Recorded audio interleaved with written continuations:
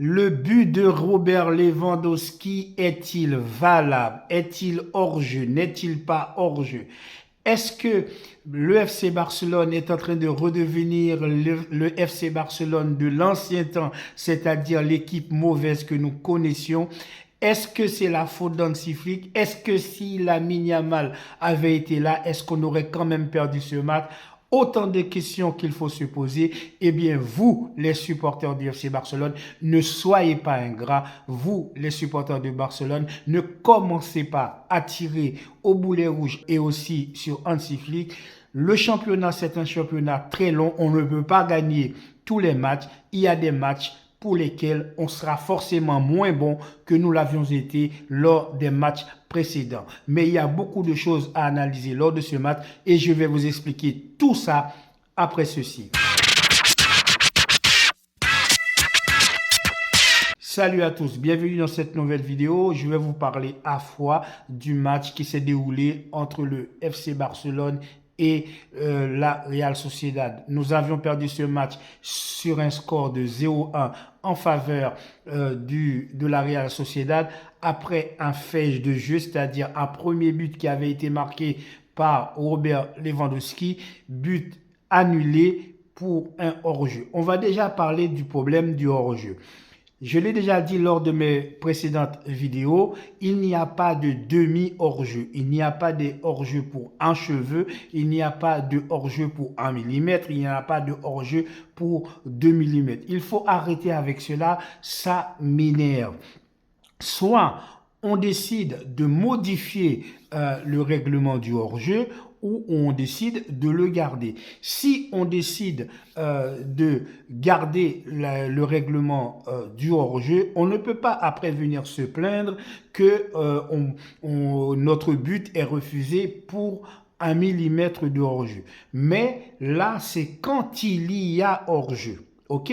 Maintenant, analysons l'image du but de Robert Lewandowski.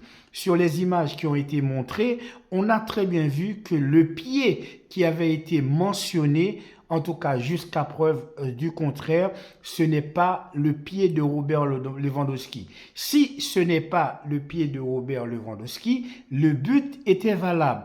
Mais si c'était le pied de Robert Lewandowski, que ce soit pour 1 millimètre, que ce soit pour 2 millimètres, eh bien, Robert Lewandowski est hors jeu. Fin de débat.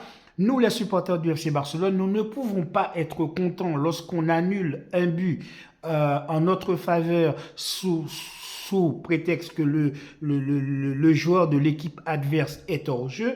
Et quand ça nous arrive, on crie au scandale. Je ne suis pas d'accord.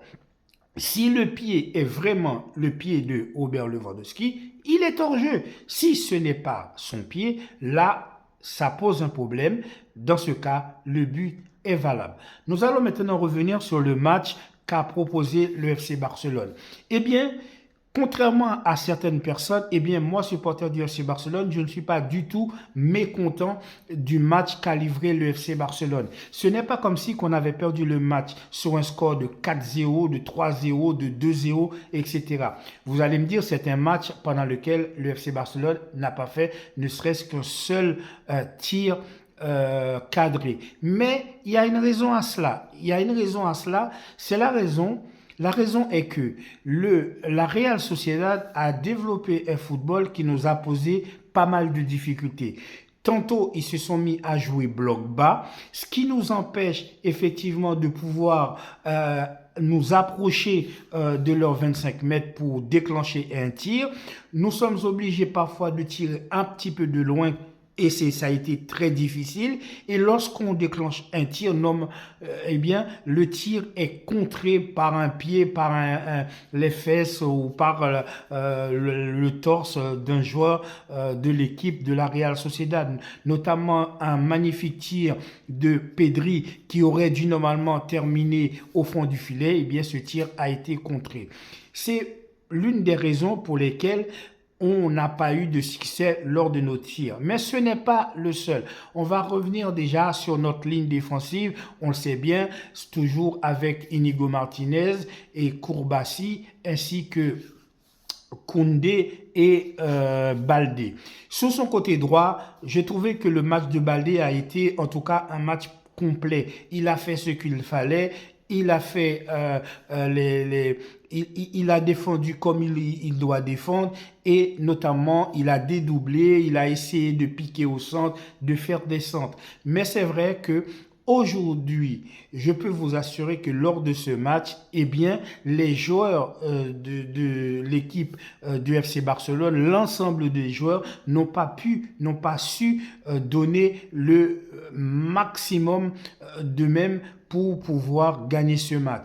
Mais est-ce que c'est volontaire ou involontaire? Je pense que on peut mettre cette défaite à 99% sur le compte de la fatigue. On voit bien l'ensemble des joueurs étaient fatigués. Fatigués pourquoi? Parce que le système de jeu qui est mis en place par Hansi Flick, c'est-à-dire cette défense très haute, quasiment dans le rond central, a aussi un revers de la médaille. Parce que chaque médaille a son revers. Effectivement, ça nous permet de gagner beaucoup de matchs, ça nous permet de marquer beaucoup de buts, ça nous permet de faire un pressing très haut, de concentrer l'essentiel de nos attaques à partir du rond central du terrain, mais ça a aussi un revers. Le revers, c'est quoi? C'est que lorsque vous jouez face à une équipe qui a des attaquants de pointe assez rapides, comme c'est le cas là de Becker, etc. Eh bien, on voit bien que les joueurs,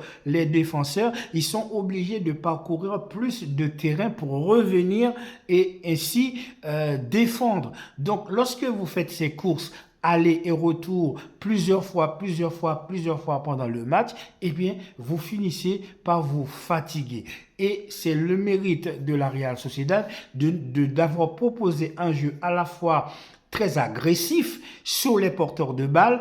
Des fois, ils sont même permis de faire des marquages individuels et des fois des marquages en zone. Donc à partir de ce moment-là, certains de nos joueurs, s'ils ne sont pas dans de meilleures dispositions physiques, s'ils sont un petit peu fatigués, eh bien ça se ressent pendant le match. Et malgré cela, le match il s'est terminé sur un score de 0-1 en faveur de la Real Sociedad. Ce n'est pas comme si on a perdu 4-0, 3-0. Donc, ne commençons pas à remettre en cause le travail d'Hansi Flick. Ne commençons pas à remettre en cause notre système de jeu parce qu'on a perdu un match. Il faut savoir, lorsque vous mettez un système en jeu, eh bien, les autres équipes, et c'est normal, eh bien, analysent ce que vous faites. Donc, forcément, au fur et à mesure que nous allons avancer dans la compétition, eh bien, les équipes vont être de moins en moins hors jeu.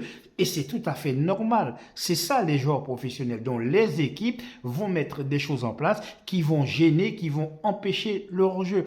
Après, ça va être au FC Barcelone à chaque fois de réajuster, de mettre aussi d'autres tactiques en place. Lorsqu'une équipe joue de manière à nous contrer sur la ligne du hors-jeu, ça va être à Hansi Flick de trouver d'autres moyens de jouer au football. Et on a confiance en Hansi Flick, on sait qu'il pourra le faire. Donc ce n'est pas la peine de faire toute une histoire parce que nous avions perdu un match.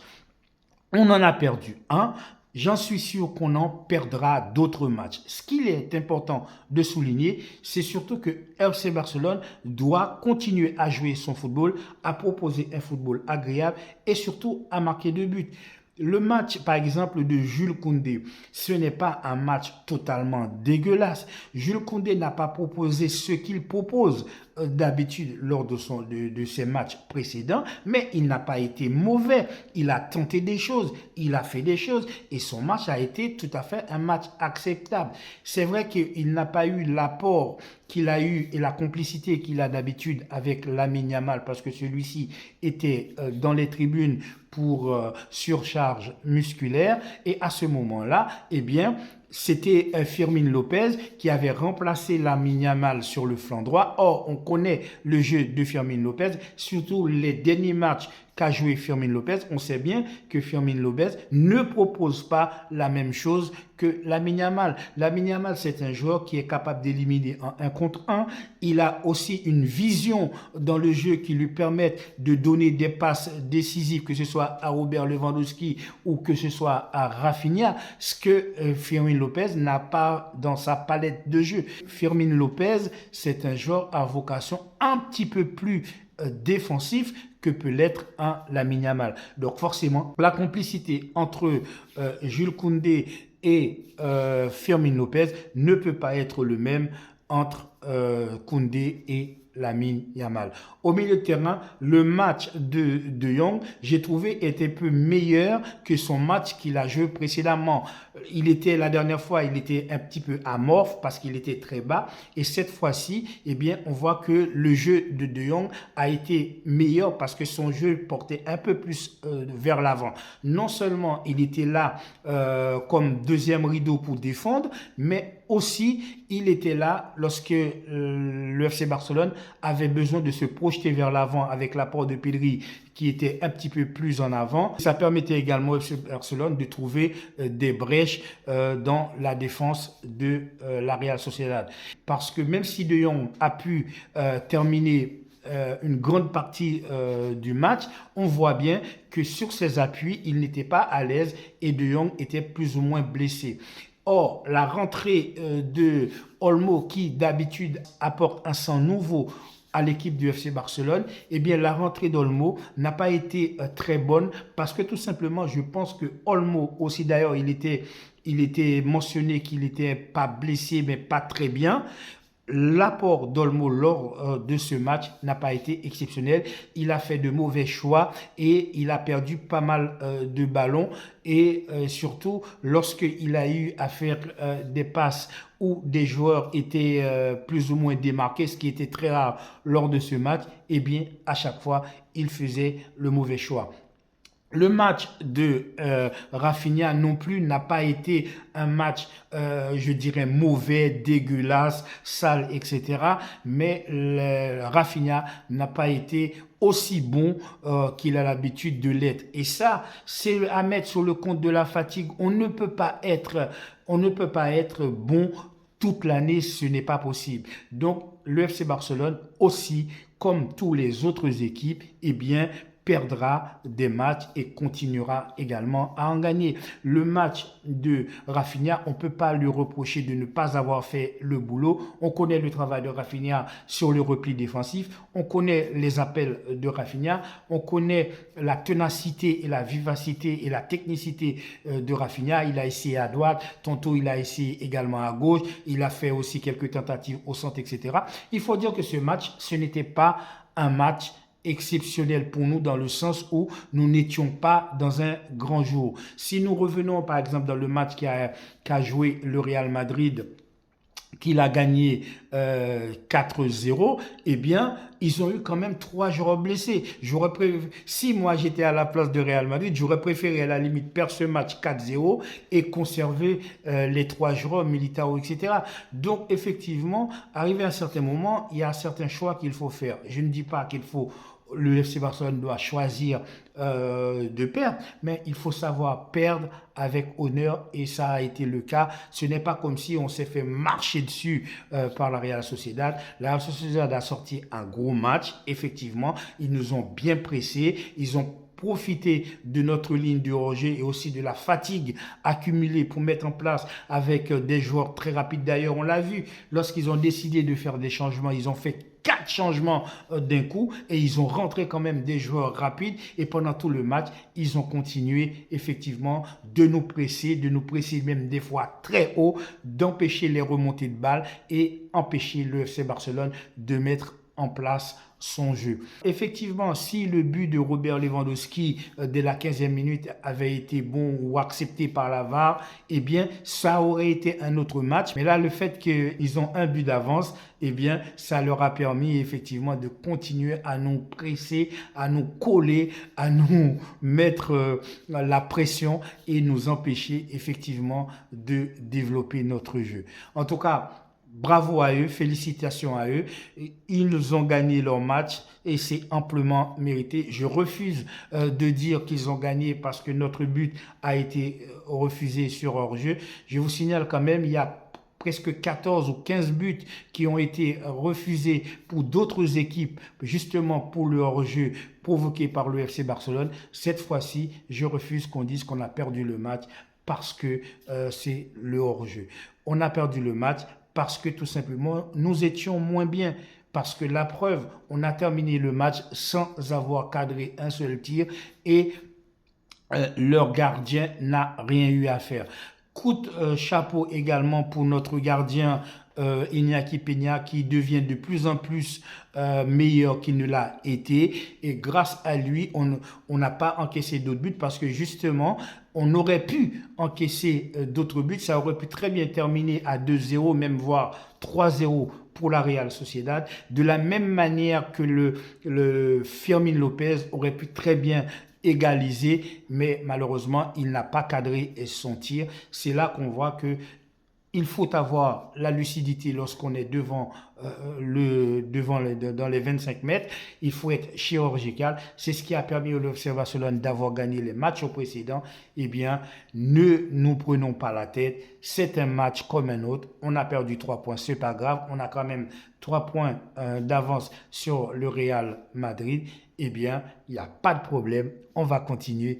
Big up à vous. En tout cas, bon lundi. Prenez soin de vous, de votre famille. Je vous dis à très bientôt sur le Carré Foot. Ciao.